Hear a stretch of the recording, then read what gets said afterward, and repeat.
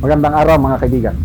Bigyan natin ng reaction opinion yung tungkol sa biglaang pagdating ni NBI Director Matibag sa Davao City para sa isang operasyon na akala ng karamihan huhuliin niya na si Bato. Ngayon, tapos na yung operasyon, umamin siya, hindi niya nahuli si Bato. Instead na Bato ang nahuli, bakal daw. Bakal, bakit bakal? Okay, update. Brave 14 Marines sa fund drive. Kaninang umaga, nakapag-deposito tayo sa kanilang bank account 160,000 pesos. Yung unang naipadala na natin is 470,000. So ang total tulong na natin na ibigay sa kanila is 630,000 pesos. Tama-tama kanina, nagpiyansa na naman sila sa RTC Muntinlupa sa panibagong warrant of arrest na inilabas laban. So sa mga gusto pang tumulong sa Brave 14, ito po yung GCash number 0966-265-8480. Ang pangalan ng GCash is Ivan Henry Sibog. So ito, tapos na po ang operasyon. Akala ko is mayroong tip na huhuliin si Senator Bato. So instead na Bato ang nahuli, bakal ang nahuli nila. Ito, pakinggan natin ang interview kay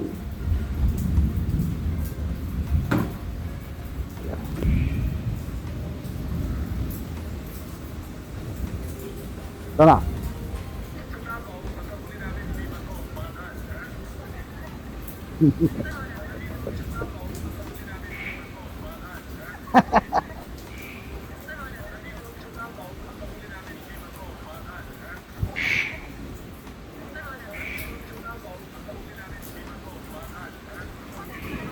At least may konting sense of humor.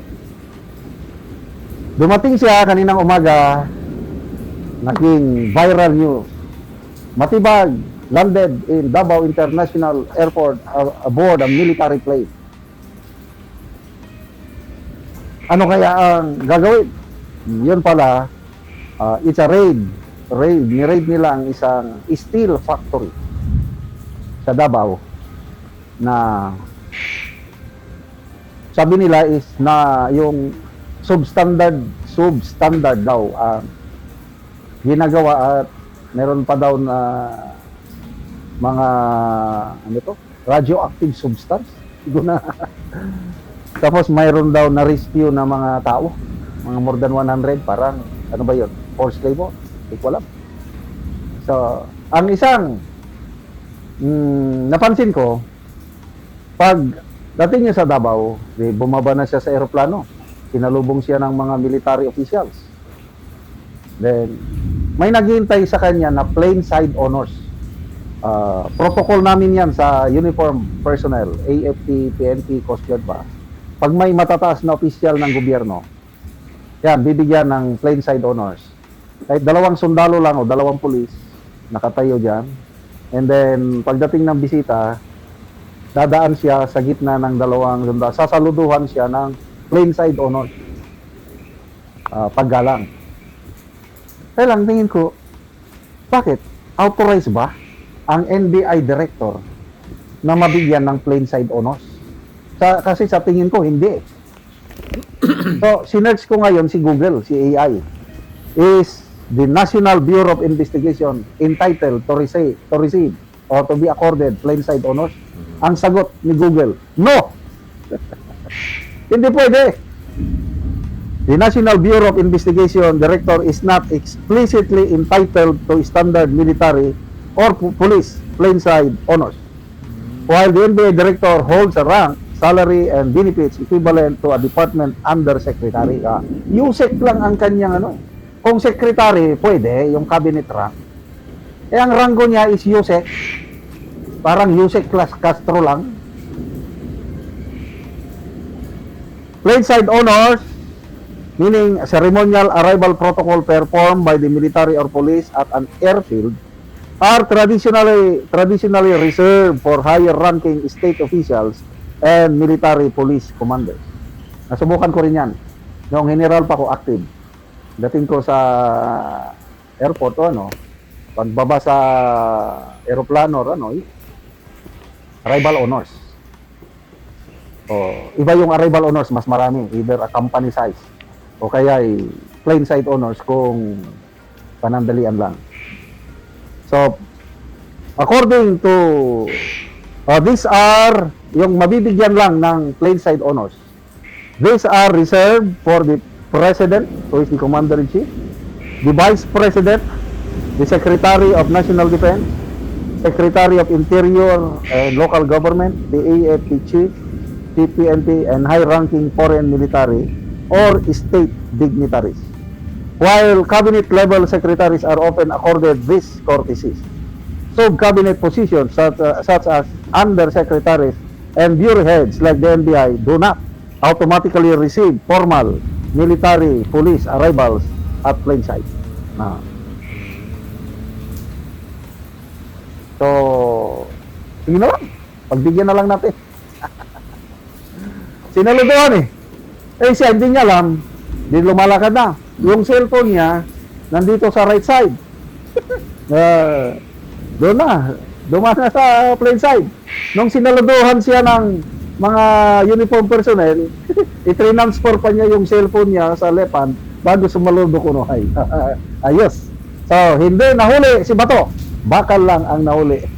Better luck next time, NBI Director Matibag. Salamat mga kaibigan sa inyong pagsubaybay sa channel nito. Ni ang gihatag namo nga yero. Gitar ka lang og motor.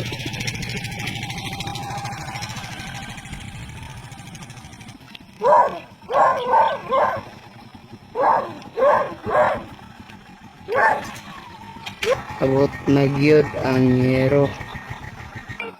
Hoy!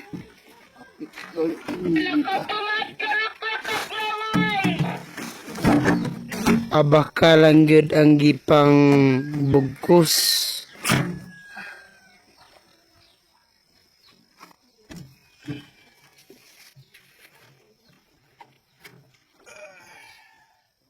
Karon dalo na pod ni Kuya sayang payag stabok. So baklay pagyod layo pa. So dito pagid sa tabok ang payag ni Kuya. So tabok pagid sa sapa.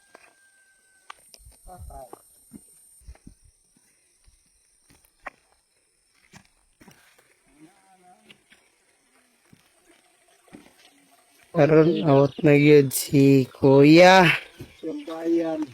sa payag. So mo na ni ang payag ni Kuya nga kuanan karon atupan karon.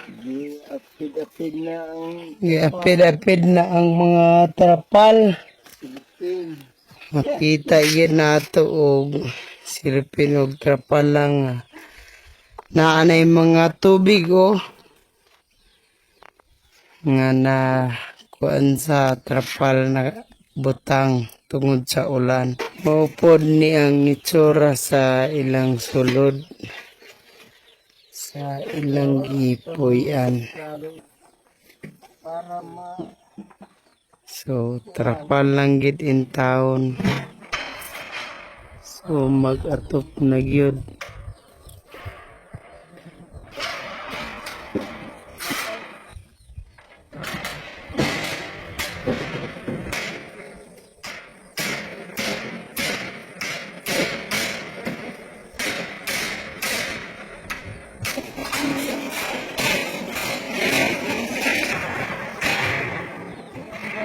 Ora kini kasinabot.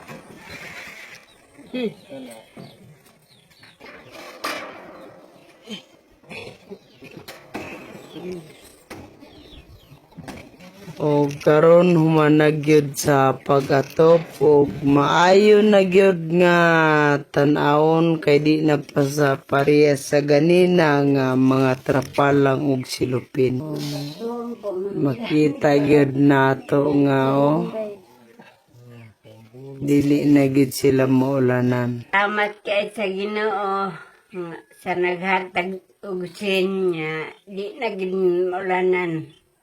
Oh, so pila gyud na ka tuig na nga nagantos mo aning gaulanan lang trapal lang inyong atop. Marag mga dugi-dugi na ni.